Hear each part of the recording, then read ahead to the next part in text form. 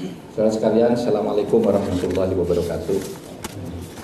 Terima kasih atas kehadirannya. Saya mewakili keseluruhan pemerintah, mewakili kabinet yang dipimpin oleh Presiden Republik Indonesia Bapak Joko Widodo.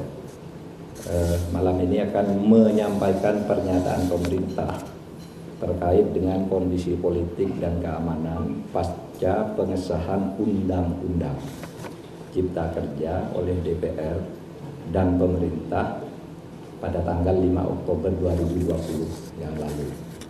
Saya ingin memberi pengantar dulu bahwa Undang-Undang Cipta Kerja itu dibuat untuk merespons keluhan masyarakat dulu bahwa pemerintah itu lamban di dalam menangani proses perizinan berusaha, peraturannya tumpang tindih dan sebagainya. Itu dulu. Oleh sebab itu lalu dibuat undang-undang yang sudah dibahas lama di DPR, itu semua sudah didengar, semua fraksi ikut bicara. Kemudian pemerintah sudah berbicara dengan semua serikat buruh berkali-kali di kantor ini, kantor Menko Polhukam, dan di kantor Menteri Perekonomian, kemudian pernah di kantor Menteri Tenaga Kerja. Jadi sudah bicara sebenarnya dan sudah mengakomodasi, meskipun tidak 100% dari hasil diskusi itu ditemukan jalan tengah akomodasi. Sehingga tepatnya tidak ada satu pemerintah pun dimanapun di dunia ini yang mau menyengsarakan rakyatnya dengan membuat undang-undang yang sengaja untuk itu. Yang kedua, isinya.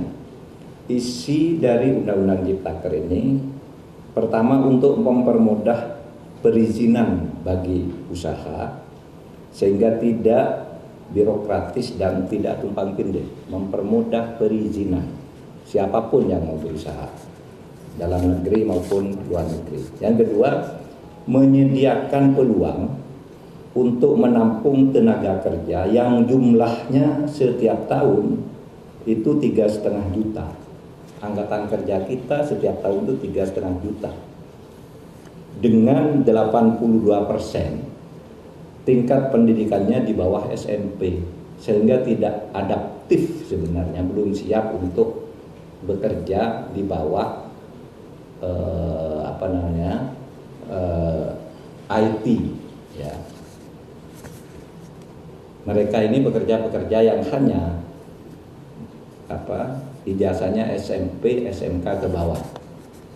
Jadi tidak bisa bekerja di padat modal, dia di padat karya yang sebagian besar. Jadi ini yang penting. Undang-undang ini bukan hanya untuk buruh yang sekarang banyak berdemo. Ini justru lebih untuk mereka yang belum bisa menjadi buruh. Untuk angkatan kerja yang akan datang makin banyak. Sedangkan hak-hak buruhnya sendiri berdasar undang-undang lama secara umum sama sekali tidak diganggu. Kemudian tentu untuk memberantas korupsi di birokrasi melalui pengurusan yang bertele-tele. Sekarang disederhanakan agar tidak ada korupsi, tidak ada pungli dan sebagainya. Yang sekarang ramai karena banyak hoax. Misalnya di undang-undang ini tidak ada pesangon bagi orang yang PHK. Itu tidak benar. Pesangon justru ada.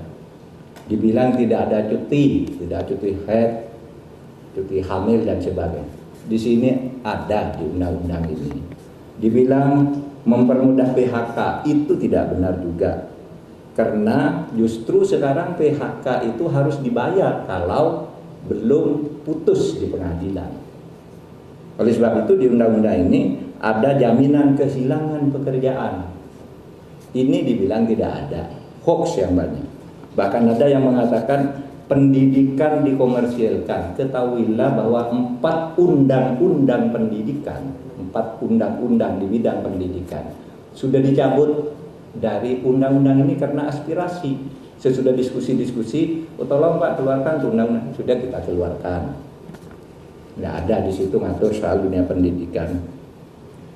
apalagi mengkomersilkan. Di situ dunia pendidikan hanya diatur di dalam pasal 65 yang justru mempermudah. Pendidikan itu adalah lembaga nirlaba, bukan lembaga usaha, bukan lembaga komersil. Ini ditegaskan justru di undang-undang ini, malah dibalik di dalam berita-berita yang hoax itu. Oleh sebab itu, melihat perkembangan situasi itu, pemerintah mengajak mari kita semuanya menjaga Kamtibmas, keamanan dan ketertiban masyarakat. Semua harus kembali ke posisi tugas menjaga negara masing-masing. Pemerintah, rakyat atau masyarakat, dan civil society. Mari bersama-sama ke posisi masing-masing untuk menjaga keamanan masyarakat. Dan untuk itu pemerintah menyampaikan pernyataan sebagai berikut. Pernyataan pemerintah terkait dengan kondisi politik dan keamanan pasca pengesahan Undang-Undang Cipta Kerja oleh DPR dan pemerintah pada tanggal 5 Oktober 2020 yang lalu.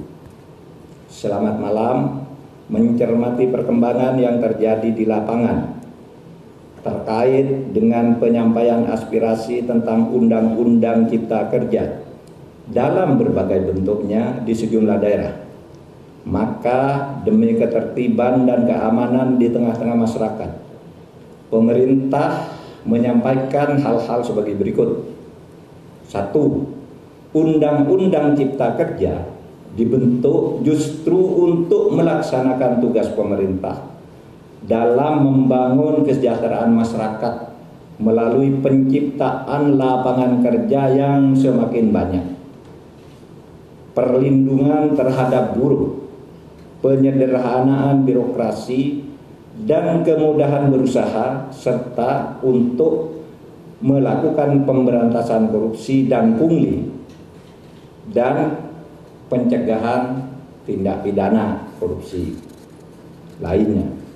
Yang kedua, pemerintah menghormati kebebasan berpendapat dan menyampaikan aspirasi terkait dengan Undang-Undang Cipta Kerja, sepanjang semua itu dilakukan dengan damai, menghormati hak-hak warga yang lain, dan tidak mengganggu ketertiban umum.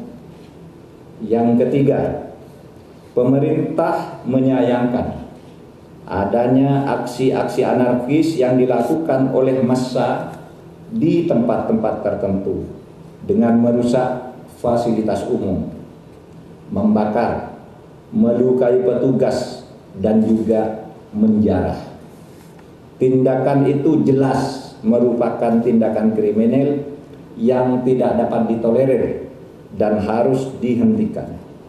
4. Tindakan merusak bangunan fasilitas umum dan serangan secara fisik terhadap aparat dan warga masyarakat merupakan tindakan yang tidak sensitif atas kondisi yang dialami oleh rakyat yang sedang berjuang melawan pandemi COVID-19 dan juga kondisi ekonomi yang sedang sulit.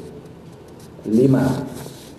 Untuk itu, demi ketertiban dan keamanan, maka pemerintah akan bersikap tegas atas aksi-aksi anarkis yang justru bertujuan untuk menciptakan kondisi rusuh dan ketakutan di dalam masyarakat. 6. Selain berdemonstrasi dengan tertib dan tidak melanggar hukum, ketidakpuasan atas undang-undang tersebut bisa ditempuh dengan cara yang sesuai dengan konstitusi, yaitu dengan menyalurkannya dalam proses pembuatan peraturan pemerintah, perpres, permen, perkada sebagai delegasi perundang-undangan. Bahkan bisa diajukan melalui mekanisme judicial review atau uji materi maupun uji formal ke Mahkamah Konstitusi.